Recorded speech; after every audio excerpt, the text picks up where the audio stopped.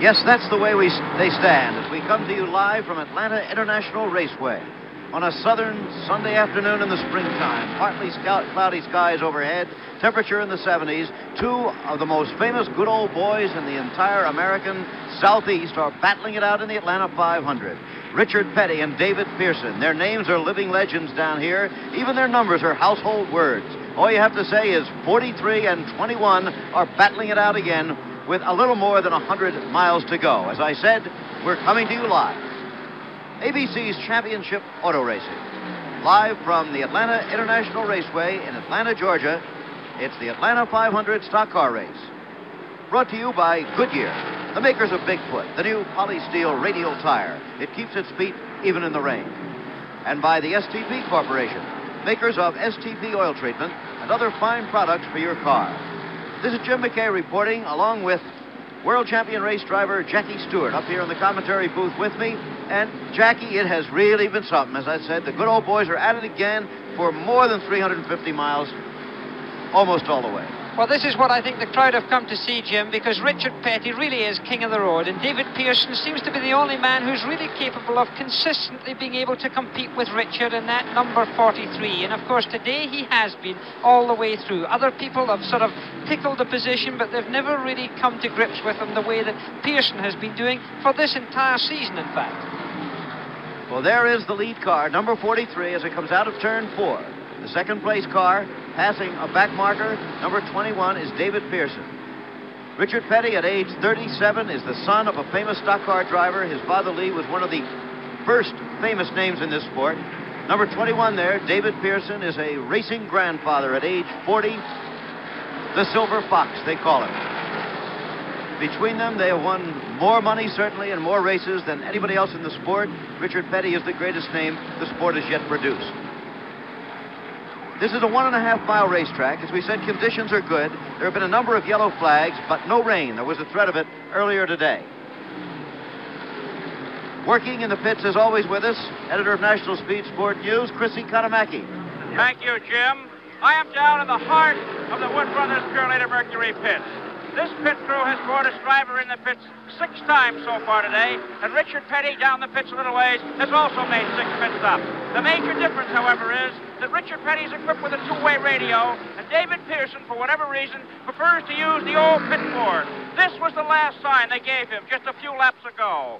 There have been questions put on this board. They're not happy with the performance of David's car. I just asked Glenwood what the trouble was. He says, I don't know. We have the chassis about as good as we could get it. There'll be one more scheduled pit stop remaining in this race, providing there's no more yellow flags, and the race could very well be won or lost right here.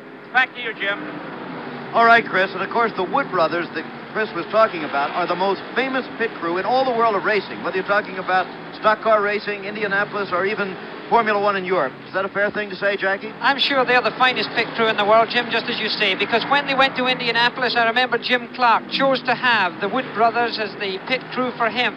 And they've tried all sorts of motor racing, and I think they are the best. One of the reasons they're the best, because they're the simplest, they're the least complicated. You know, the very fact that they don't have a 2-way radio, in my mind, is something that sticks out. Many of these teams here, most of the top racing drivers, have radio contact with the pits, but they do it by board because it's less complicated, it's less to go wrong.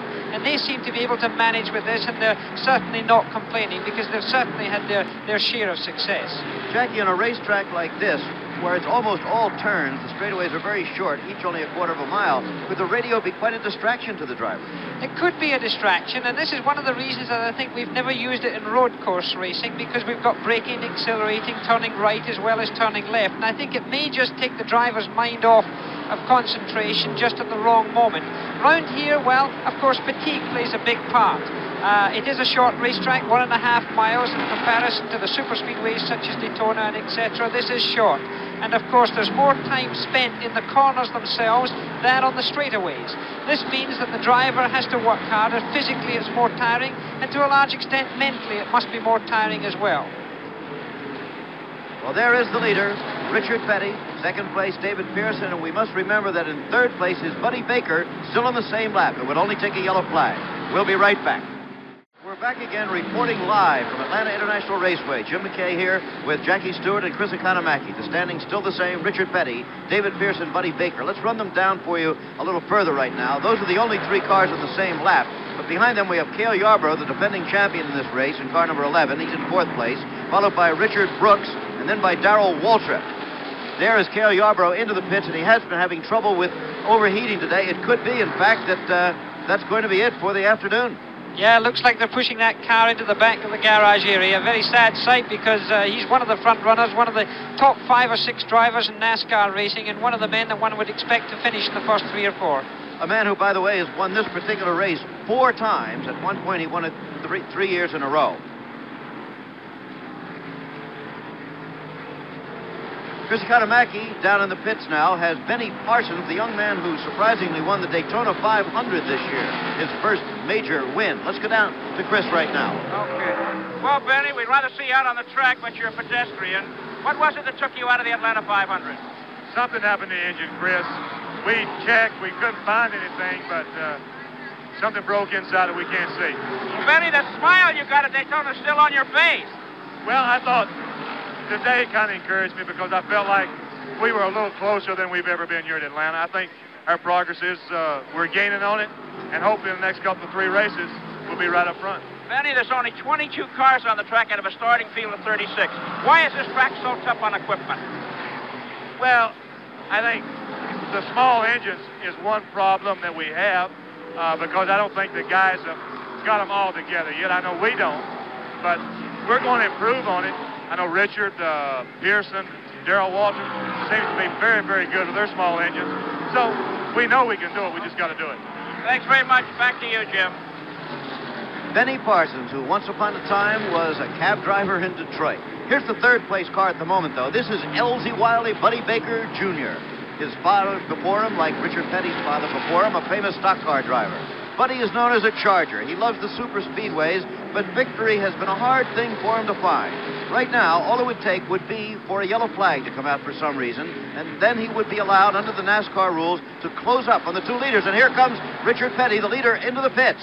I wonder if it's a scheduled one. We'll soon know, Jackie. Well, he's coming in on a green flag. That's a very daring thing for him to do at this time. The last time he came into the pits, he changed all 4 wheels, and of course this is a big important thing about this particular racetrack. They've got a clock on the pit stop. You can see the Petty crew there, which of course is an extremely efficient crew. They're changing the outside rubber. That's the right-hand rubber on the car. It's interesting to see if they change the left-hand rubber. Yes, indeed, they're going to lift that as well. They're changing all 4 tires on this car. This is an expensive pit stop. It's a lot of time he's going to spend in the pit, but this means that he's going to have fresh tires for the rest of the race. David Pearson just went by. He's put a lap on him. This is a lot of time under a yellow. He's got to pray that there isn't a yellow very soon, or he's going to really be in trouble. That fuel streaming from the tank is no problem. You often see that on the pit stops here. 34 and 4/10 seconds for about as complete a pit stop as you can make, right? Yes, but it's also about a full lap, because right. They've been lapping in 34 to 36 seconds a lap, and that is a long time. So David Pearson's certainly in a good position right now, depending on what happens on the racetrack, because 1 yellow, of course, can change the whole picture. All right, well, David put another lap on Richard Petty under that green flag pit stop. Buddy Baker did not. Now the question is when this car has to come in for what should be its final pit stop. And I can see in the pits the preparation of the Woods brothers. They're looking towards the racetrack. They've got a board that's just about to go out to give the driver information. They're getting the jacks into position. This is a regimented crew, and here they've got 1 man out there in the lead of this motor race now. They know they've got to do it right. They know they can't drop anything. A lot of tension in the pit crew on an occasion like this. Less than 90 miles to go in the race. A crowd estimated at 55,000 people has literally been on its feet about half the afternoon, cheering the kind of racing we've had here. And most of it has been, remember, between these 2 cars. Car number 21, David Pearson, and number 43, Richard Petty, always with Buddy Baker lurking just in the background. In the early going, Bobby Allison actually took the lead on the start of this race, was able to hold it for only a couple of laps, however. Then David Pearson took it, followed by Donnie Allison, Richard Petty, Buddy Baker, and Bobby Allison. More action in the pits. Let's go down to Chris Economaki. Well, there's a degree of uncertainty here in the Wood Brothers pit. David is coming in. They don't know exactly how many tires they're going to put on. They say they may put on 2, they may put on 4. He's coming in now, 1 lap after the planned lap. They had figured out what lap he would stop. He's going 1 lap beyond, and that's not like the Wood brothers.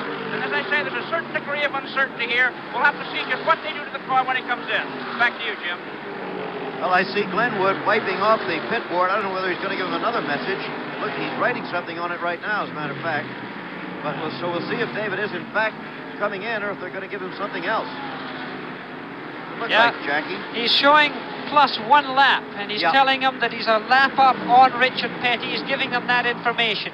In a sense, I'm sure David Pearson is sitting there waiting to see if by any chance there is perhaps a situation of a yellow flag coming out.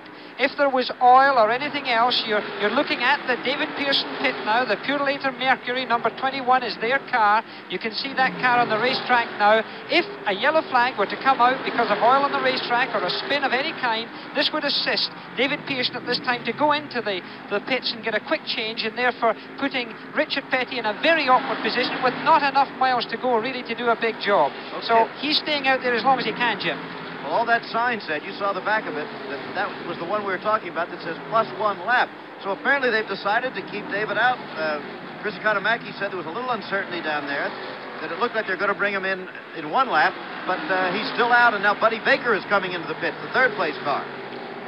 Yeah, but Buddy comes in, and he's doing a stop. He's changing rubber as well on the outside. By the way, there is a different compound on one side of the car than there is to the other side. The right-hand compound is a harder compound because the tire temperatures are a great deal higher on the right-hand side. They're going to change 4 tires. You can see them jacking up the inside of the car nowadays. These men really work very well. The softer compound is in the inside, the left-hand side of the car, because in that side the tires are not slipping and sliding to the same degree. It's the lower side of the car, and off he goes.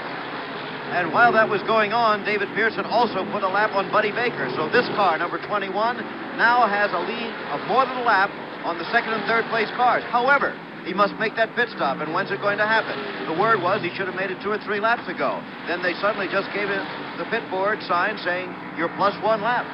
Maybe they're still hoping for that yellow that you were talking about, Jackie. Well, on that pit stop, just as a point of interest, Buddy Baker did it in 30.5 seconds against the pit stop of Richard Petty, which was 34.5 seconds. So he did gain a little bit on the road. But there we still have. And there's the pit sign for David Pearson. Okay, that's it. He'll be in. Very, very short and to the point. Pit number 21. He's seeing it right now as he goes past the start-finish line. There he goes, into turn 1. He'll be preparing now for this final pit stop that could mean the entire motor race. Waiting for him again, a pit crew that is famed literally around the world for their efficiency and for being able to actually win races for their driver. It's going to be tough. It's going to be very tough. This is the importance of this final pit stop, because every one of those drivers have been setting their motor car up during this weekend for this final dash to the finishing line. Okay, here he is coming into the pits. Let's see if we can hear something down there with Chris. Okay, the car's on its way in. This big gas can with 11 gallons, 70 pounds up in the air, in the dry brake. Now the left front is being changed, and the right side is jacked up. They're checking the tires. The right rear is changed. Left front and right rear. Remember now, they've got to give it enough fuel to go the distance. 1 can in. And tightening up on the left front. Now, the left rear is going on. These famous Wood brothers are working very coolly, but changing 3 tires. The 2 inside tires and 1 outside, and off he goes. And the time on that was 27.29 seconds. 27 and 29/100 seconds. All right, for that pit stop. Back to you, Jim. Thank you very much, because it's a race as he comes out of the pits. Richard Petty has gone by him, is going by him any second, unless David can accelerate even faster. David's been accelerating faster than anybody out of the pits today. Side-by-side racing. Richard Petty taking the lead. We'll be back with more of the Atlanta 500 live from Atlanta, Georgia, after this word from our sponsor. We're back again at Atlanta International Raceway. We're coming to you live, and the race goes on. Jim McKay reporting here with Jackie Stewart. world champion race driver, and there are two champions out there, Richard Petty, the leader, and David Pearson, right on his tailpipes almost, as he has been most of the afternoon. This must be a tremendously grueling thing, even for these two veterans, because we've seen them close at the finish before, but Jackie, I can't ever remember seeing them as close together as they have been for more than 400 miles. Yes, there's been a lot of close racing. We've put a clock, by the way, on these cars now as they're going round this Atlanta Speedway, a mile-and-a-half speedway, a high bank, and this we'll see the sort of speed that we're going to be able to achieve in this. But you can see these two cars, they have been very close, Jim. It's been a race of these two giants, and this is what in a way the crowd had come to see, because Richard Petty is a hero, but so also of course is David Pearson, an older man, much older than Richard Petty, but a man with tremendous experience. He is called the Grey Fox, and you see the lap time coming up there, 34 seconds, 35, 36 seconds dead. That's 152.2 miles per hour. Pretty fast at this stage in the race. The average speed for the race, 133.650 to this point. But that, of course, includes the yellow flags, of which there have been quite a few. We might bring you up to date a little bit on some of the other drivers in the race. A.J. Foyt was here today, and A.J.'s mother, who is ill in the hospital in Houston, might like to know that although A.J. is out of the race, he is fine. He had trouble with the transmission in his car and had to pit and go out of the race on lap 45. Johnny Rutherford, the Indianapolis 500 champion, and the man who won the race we showed you live from Phoenix last week, was involved in a crash. He was not hurt, however, and he had to go out of the race. Bobby Allison led in the early going, but had to retire on lap 83. The race goes on live. Petty the leader, and we'll be back. Again, we return live to Atlanta International Raceway, and there is the leader, Richard Petty, a man who, in the greatest career in the history of American stock car racing, has never won this particular race. Never in his life has he won the Atlanta 500. Somehow it has escaped him. He's won the summertime race here, I believe, 4 times, but never the 500. And in fact, David Pearson, with whom he's battling right now, has only been able to win it once. So it's been kind of a jinx race for both of these two drivers. There is Pearson in his car number 21. Jackie, we have about 40 laps left in the race. They should have completed their final routine pit stops. What do you see from here? I think this is going to be a race to the final finishing flag. However, I'd like to think that Richard Petty at the moment looks as if he's opened up quite an advantage on David Pearson. And this is something that has been seesawing all day. For a little while, Richard Petty's been able to open up a gap, and then for some reason it's been closed and another gap opened up by David Pearson. And there you see the Richard Petty car going into turn 1 now. Richard Petty seems to be the favourite amongst the other drivers here. I was asking them what they thought was perhaps the favourite for the race, and they seem to think that Richard had his car handling better than anyone else. And the whole business here is tyre temperatures. They've got to keep the tyres as cool as possible. There you see the relative distance between the first man and the second man. Car 21, the Purelator car of David Pearson, the red and white car. Well, Jackie, you would know as well as the men out there that, of course, even at this point, and even if Richard continues to open it up, there is, in fact, many a slip twixt the big lead and victory. David Pearson, the man trying to vindicate himself out there today, in a way, I say vindicate because he had a bad experience earlier this year. You probably remember in the famous Daytona 500 race at Daytona, Florida, David here was cruising along, and it looked like victory was going to be no problem to him at all. It didn't turn out that way, however. This General Cigar ABC Sports Special Highlight is brought to you by Tiparillo, the smooth, elegant cigar that's too good to keep to yourself. Here's what happened. Commentary by Keith and Jackie. You can see there David Pearson in car number 21. He really did a conservative move there because he hasn't even been using all of the racetrack. He comes up behind Cale Yarborough and he does get through there. But my goodness, he didn't squeeze his way through, and my goodness, he's lost it. The car's lost it. It's David Pearson. He's run right off with only 4 laps to go. He's getting it back on the track, hopefully. No, let's see what happens. There's that old thing of racing luck with 3 laps to go. David Pearson broke loose on the racetrack, and he has come to a stop that puts Benny Parsons in the lead. And here's David Pearson, high on the bank. He goes low. He goes under Cale Yarborough. And there, something happens. He goes alongside Cale. The car gets unstable, and suddenly he turns in. He may have made contact with Cale Yarborough. I'm not sure. But certainly the car was unstable. He spins. He doesn't know what way he's going. He goes right in there, and round he goes into that dust. The white flag is out for Benny Parsons. What a day this is going to be for Benny. Came out of Detroit, moved down to Ellerby, North Carolina. He suffered. He has really paid the price and worked his way up through the ranks to become a Grand National stock car racing driver. He was the 1973 Grand National points champion, and here he is suddenly with Lady Luck, Lady Fate, call her what you want, sitting in the cockpit with him, and here he comes around to take a checkered flag that I'll guarantee you he'll covet forever. In a way, it may be a great thing for automobile racing because suddenly here is a young man who has labored for so long and suddenly is rewarded. Again, we're back live. Remember, what you saw before the commercial was a flashback to February 16th of this year when this car number 21 appeared to have the Daytona 500 all wrapped up for David Pearson, only to see him take that unfortunate spin. But that was a flashback, in case you might by any chance be confused. Live right now and coming to you on this spring Sunday afternoon from the Peachtree Country in Georgia, David Pearson is in second place. Let's see how far behind Richard Petty he is. As the camera pans across here, you can see that Richard, in car number 43, really is beginning to open up that lead. Do you have an interval on them, Jack? In fact, the interval now is just plus on 7 seconds, which is a long way. That is a long way on a 1.5-mile racetrack, Jim, and I would have to say at this time that Richard Petty has a very strong grip in this Atlanta 500-mile motor race. There are, in fact, just a few less than 50 miles left in the race, so we're really getting close to the finish now. It looks like David Pearson, who is coming into the pits. David, into the pits. This is an unscheduled pit stop. This is a pretty serious situation for David Pearson. He has been falling back, as you've already seen. He's changing rubber again. He's got all the rubber being changed on the right-hand side of the car. There doesn't seem to be a lot of discussion going on. This may be a little trick that the Wood brothers and David Pearson have thought up. They're onto fresh tyres on only one side. They've only put two tyres onto the car, Jim, as he leaves the pits. You think perhaps they may figure that Petty also will need them?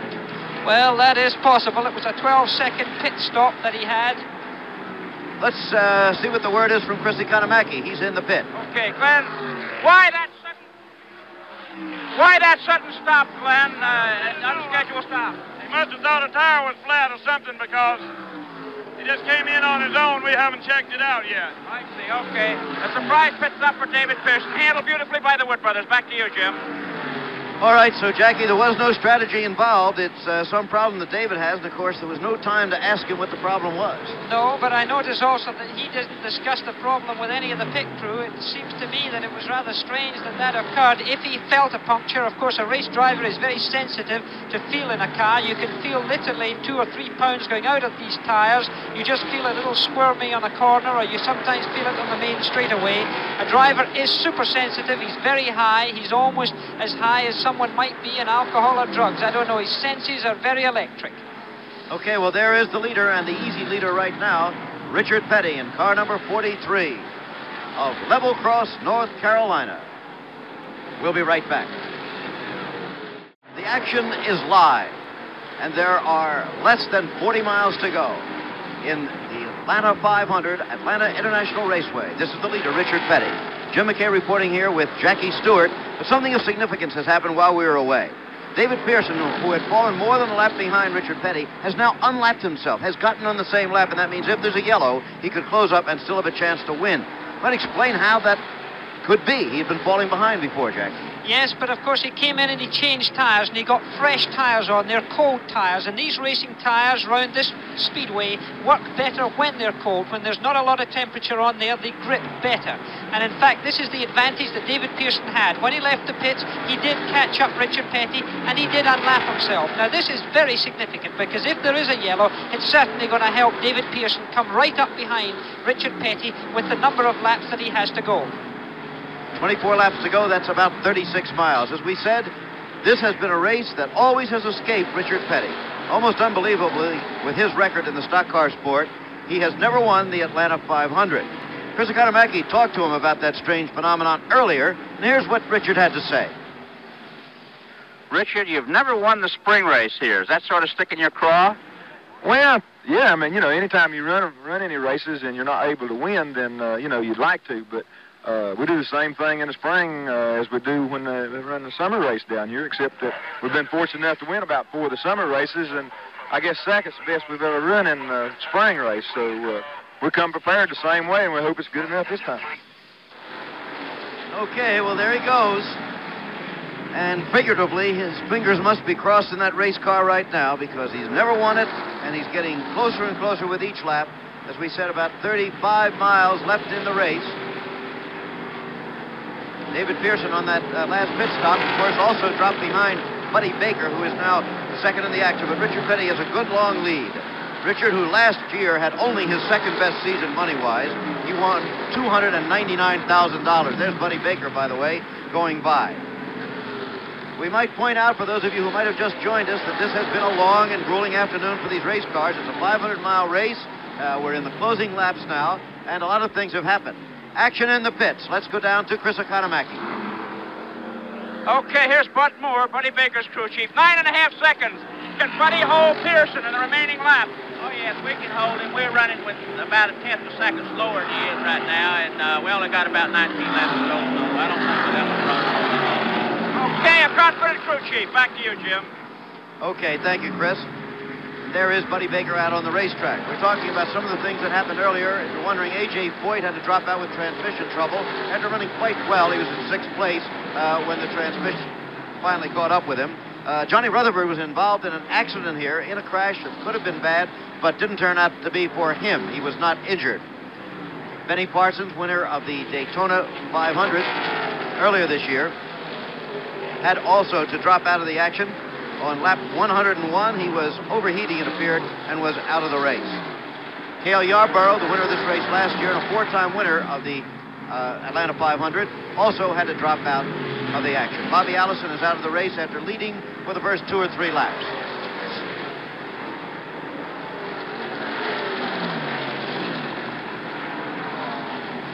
Might remind you here, while we have a moment, that on April 6th, the NASCAR Grand National races come to North Wilkesboro, North Carolina, with the Win Staley 400. That'll be followed by one of the great NASCAR classics, the Rebel 500 from Darlington, South Carolina. And 2 weeks later, the tour will be in Martinsville, Virginia for the Virginia 500. Exciting NASCAR racing coming your way in the weeks ahead. You'll go out and see those. It's a great sport to watch. As you're watching right now, Richard Petty with, 16 laps to go in the race. That's 24 miles. Yes, it's not very far, and I think at this point one had to look at Richard Petty with some confidence, a man who doesn't make many mistakes, a man with this sort of experience at this time. But of course, we've seen it all before, Jim. You can never take motor racing for granted. There's not only the driver to consider, there's also the factor of the rest of the cars on the racetrack, and of course the mechanical factor, because even after these grueling laps round what must be the bumpiest and roughest racetrack in this whole series of NASCAR events, it's a big thing for a motor car to last the sort of distance that these chaps have been driving today at that sort of pace. Richard Petty, almost unbelievably, has won 166 races in his career. That is better than twice as many as the second-place man, who happens to be David Pearson. Here's the relationship to second place from Richard Petty. As you can see, only a yellow flag is going to enable, or trouble with the Petty car, would enable Buddy Baker and David Pearson to get into the thick of it for this race again. The weather turning better here as the race nears the finish. The sun is out at the moment. Earlier this morning it threatened rain, and we did have a shower yesterday. It is Buddy Baker that we've just seen on the screen that just a moment ago there. He's now 8 seconds ahead of David Pearson. David Pearson has caught up another second on him. The 2 cars you see in the picture, the front car is the David Pearson car, which of course is almost a lap down. The number 21 car, the red and white car, the Purelator Special, is almost a lap down on Richard Petty, who's leading the race. And there you see the 2 cars right together. But remember, Pearson is not leading. He's almost a lap behind. The action is live, and we'll continue with it in a minute. We're back again live, and Richard Petty has just gone by David Pearson, and that could wrap it up for him this afternoon. He has put a lap on David. Of course, Buddy Baker is still in the same lap with him, so should a yellow come out, Buddy would be the man to watch. It has been Richard and David all afternoon, but the difference between them right now is that distance plus 1 whole lap. Here's a look on your screen at the races so far in NASCAR. You can see that Bobby Allison won. Benny Parsons won the big one at Daytona. Then Richard got his first win at Richmond. He's had another one in the Southeastern 500. And Cale Yarborough took the Carolina 500. So this would be the third win of the year for Richard Petty, who, as I mentioned a minute ago, I believe, has won more than twice as many races as the second most successful NASCAR driver, who is, in fact, David Pearson. Ran his first race back in 1958. Now 37 years old. He looks like he could go on and on. At this time, Richard Petty, in fact, is about 28 seconds ahead of the second man, who, of course, is Buddy Baker. And 28 seconds is a long way at this 1.5-mile racetrack here. It's about a 34 or 35-second lap, so this gives you some idea on the road how far Buddy Baker is behind them. But of course that could again close up if a yellow flag were to come out and give everyone a chance. There is Buddy Baker in the Ford, the number 15 car, the blue and white car. Buddy Baker, an enormous man, at least to my standards. He's 6'4". And mine. He's a big fella, he's a heavy man, but in these cars that weigh almost 4,000 pounds, it doesn't really matter. Weight's not the same disadvantage as it would be in a Formula 1 car like I normally drive. They're only around 1,200 pounds in weight, the entire unit, with oil and water in them. These cars are big, they're heavy, but my goodness, they're strong. There again is the leader with just about 15 miles to go in the race, less than 11 laps.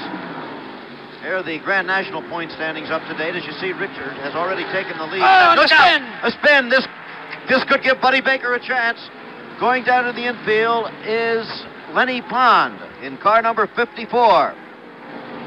So, Jim, I'm sorry, but there we see a situation where Jim, there's been a lap lost by David Pearson, and there we see the car in slow motion again. He's suddenly smoking. It could have been a tire. He's locked up his tires there. You can see the smoke coming from his tires. He's really locked them up. He's spinning down. He's not going to touch anything. He's staying in the middle of that racetrack. You can see the white lines there. He's going towards the infield, as all drivers want to do. They want to stay away from that barrier. There's nothing much to hit in the infield. He's got it under control now, and he's just got to be satisfied to wait and see the car coming to a stop. But that looks like the end of him for the moment.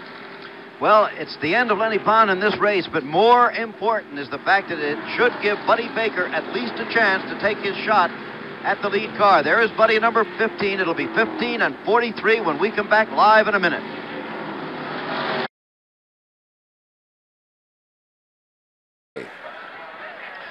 Again, we're back live, and there's been yet another development. It's possible that this race could finish under a yellow flag, which would assure victory for Richard Petty rather than giving a chance to Buddy Baker, because after we went away on the spin, two more cars spin. Number 81, Warren Tope, and 92, Skip Manning, both spun in different places on the race course. So it appears that there's a lot of oil out there, and that would take a good while to clean up. Coming up on ABC's Wide World of Sports, over most of these ABC stations, you're going to have the final of the World Cup of ski racing, with Turney of Italy and Stenmark of Sweden battling it out in the final race, a dual slalom, to see who will be the World Cup champion of this year. We'll also have live from Cleveland the weigh-in for the Muhammad Ali fight tomorrow night against Chuck Wepner. In addition, men's figure skating championships, world championships, and Golden Gloves boxing from New York. As you see, it's going to be a busy time over most of these stations on Wide World. Richard Petty, as you see, and we've been telling you, most national championships, 5, most Grand National wins, 166. Just incredible. This has been, of course, a very messy track for these drivers now, and I would say, Jim, at a risk, this track is going to take a lot of cleaning up before this motor race finishes, because right through turn 1 and the short chute into turn 2, there's an enormous amount of chemical being dropped down there to try and soak up the oil. And whether the officials will consider that it's too dirty to start racing because it's right in the middle of the groove, Jim, this could affect certainly the rest of this motor race. Okay, well, nobody's going to pass under the yellow, so that'll give us a chance to show you something we wanted to if we possibly had a chance. Some of these fellas have gotten together and have made a record album. Richard Petty and Darrell Waltrip and Cale Yarborough, Bobby Allison and Buddy Baker. Here is Richard Petty with a bit of his King of the Road. That's the voice of the King of the Road himself, Richard Petty, that you hear while you watch his car live, apparently moving, if slowly, to victory in the Atlanta 500. You think Marty Robbins is going to take offense at these fellas recording now? Well, I don't know, Jim. I don't know whether just before he made that record he may have touched the wall, but his voice seems a little higher than normal. Marty Robbins, of course, is the well-known singer who also drives stock cars. So I guess turnabout really is fair play now for the stock car drivers to start doing some singing. Thank you, Richard. That'll be enough. Richard Petty with his new record, King of the Road. On the album, as we said, they're all there. Cale Yarborough does 6 days on the road. Richard has another one, Let the Good Times Roll. Bobby Allison has one on there. Buddy Baker sings Butter Beans. Oh, you can't miss that whole album. David Pearson does Maybelline. And Darrell Waltrip, I Can Help. But enough of the disc jockey business for now. Back to sports, where the laps are dwindling away. Unofficially, we show that there will soon be only 3 laps to go, and it may be that the green flag will not fall again. Here is a rare view of the actual recording session. Looks a little more like a lineup. There's Bobby Allison on the left, and then David Pearson, and Richard deep into the King of the Road, it looks like, with his chin sticking out a little bit. And on the right, there's Cale, Big Buddy in the middle, of course, in the white, and Darrell Waltrip with his mouth open. The whole gang, as they were doing a group number on their album. And here is the group. Many of those you saw in that picture have retired for the day, unfortunately for them. Well, you know, looking at this lineup just now, we've seen some tremendous motor racing this year, Jim. I think some of the best motor racing that I've ever seen has been in this NASCAR series. There have been a few surprises, but of course we've got, and you can see, by the way, the dust and everything flying around there from the chemicals that have been laid down on the racetrack. But of course we've got Trenton coming up on Wide World of Sports. That's going to be my next event as far as ABC are concerned, and that's going to be a USAC race live from Trenton. But I'm looking forward to it because the racing really has been superb all season. Well, it sure looks like we're going to finish under the yellow because they're getting out well, they got the green and the white together. It could be they're going to get the green and the white for 1 lap of racing. Yeah, that's what it looks like. They'll get the green and the white together. Buddy Baker's coming right is down low. Moving already. This could be a sensational restart, and what a lap it could be at the end. After 500 miles, it's a 1-lap race, and there they go. The 2 lead cars are the cars battling for this championship. Richard Petty's never won it. Suddenly he's in trouble just when he had it all wrapped up. But whether or not Buddy Baker can catch him is a big question because all afternoon he's not been able to do it. Richard Petty out in front, Buddy Baker about 50 yards behind him down the straightaway. Can Buddy do anything on that straight? It's his last chance on the straight. Otherwise, he'll have to do it in the corners. He'll have one more shot at him coming out of turn 4. He's gaining at the moment. He is gaining. Buddy Baker cutting down low. It's going to be a fantastic finish. But it looks to me like Richard will hold on. Here he comes.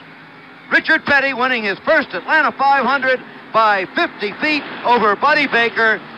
Hey, what an afternoon, Jack. Well, what a way to finish a motor race. Really coming up for the entertainment of it, giving the crowd a tremendous moment there. For those who slipped away, my goodness, they nearly missed the end of a superb motor race. The 2 drivers obviously having a look at each other, a bit of a chat there as you see the winner, number 43, Richard Petty. The second man alongside him, car number 15, Buddy Baker. Third place goes to David Pearson, and unofficially, Richard Brooks is 4th in car number 90, and Darrell Waltrip 5th in number 17, Donnie Allison 6th in number 88. Those are unofficial standings. Richard Petty, Buddy Baker, and David Pearson. And again, Richard Brooks in number 90 is unofficially 4th, Darrell Waltrip 5th. Down to victory lane now, and Chris Economaki. Okay, Richard, congratulations. That 2-hour nap paid off, didn't it, this morning? Yeah, everything worked out real good. That's my boy, let him in. Well, let him come on, bring him up here. All them girls, too. Right Oh, you're running victory lane, and this is the race, huh? Well, I do. We don't win that many down here in the spring, and I want to get them all in here. When did you first come here, Richard? When first race I ever run, we was here. I don't think we missed, but a couple of 3 is all we've missed since I started running here. Well, congratulations, you drove a great. What did you think of that number 15 surprised you in the mirror there in the last lap? Well, you know, when they had that last caution, I said, well, I'm home free, you know, and then I got to thinking, I said, boy, if they start this race and he gets a good start, which he did really get a good start, I said, he's liable to motor on by, but worked out real good for us. Okay, what about this wet rag on your neck? How's your neck, Richard? Oh, everything's okay. You know, anytime you win, you're in good shape. Okay. But physically, how do you feel? You took that nap and you're not as beefy and hefty as you used to be. Well, 500 miles in Atlanta, tough as 500 miles, say, at Daytona or Darlington? Yeah, it's something like Darlington will be. It was kind of cool in the car, so that helped a lot. But, you know, down here in July, then it really gets rough. But this is one of the first races, and everybody's really not in good shape. So we get just as tired in this race we're doing in the rest of it. What about thrills out there? Did you have any scares today, Richard? when they threw the white flag with one lap to go in the green at the same time.